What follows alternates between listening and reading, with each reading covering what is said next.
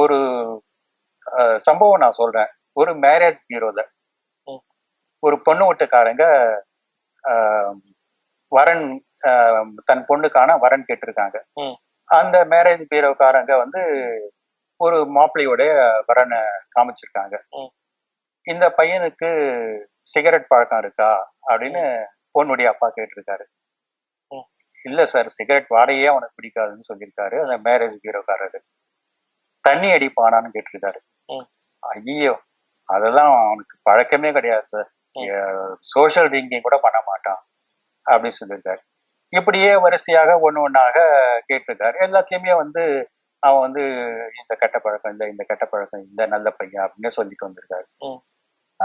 எல்லாம் முடிஞ்சதுக்கு பிறகு அப்போ இந்த பையனை வந்து பொண்ணு பார்க்கறதுக்கு என் வீட்டுக்கு வர சொல்லுங்க அப்பா அம்மாவோட அப்படின்னு சொன்ன போதான் அந்த மேரேஜ் பியூரோக்காரரு தயங்கி ஒரு விஷயத்த சொல்லியிருக்காரு. சார், அந்த பையன் விஜய் ரசிகர் மன்றத்துல இருக்கான் அப்படின்னு தலையை சொல்லியிருக்காரு. உடனே பொண்ணுடைய அப்பா, ஐயோ சாமி, முதலுக்கே மோசமா போயிடுமே, நாளைக்கு அந்த பையனும் வந்து என் பொண்டாட்டி விஜய் பண்ண மாதிரி என் பொண்டாட்டியை விட்டுட்டு வப்பாட்டியை தேடிட்டு போனானா என் பொண்ணோட வாழ்க்கை என்னையா ஆகுறது? மற்ற எந்த கெட்ட பழக்கம் இருந்தாலும் பரவாயில்ல, தண்ணி அடிச்சிருந்தாலோ சிகரெட் பிடிச்சிருந்தாலோ எல்லாத்தையும் வந்து பொண்டாட்டி புத்திமதி சொல்லி திருத்த முடியும். ஆனா வப்பாட்டியை தேடிட்டு போனாக்கா அந்த அந்த மாதிரி மனுஷனெல்லாம் வந்து திருத்தவே முடியாதியா, இப்படிப்பட்ட வரனே வேணாம் அப்படின்னு சொல்லிட்டு அந்த பொண்ணுடைய அப்பா சொல்லியிருக்கிறாரு. இதுதான் இன்னைக்கு கல்யாண சந்தையில இருக்கிற நிஜ நிலவரம்.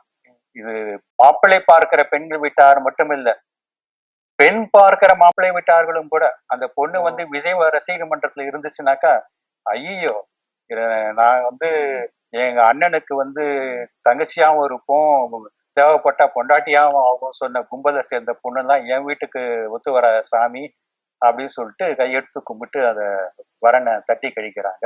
இதுதான் இன்னைக்கு மார்க்கெட் நிலவரம்.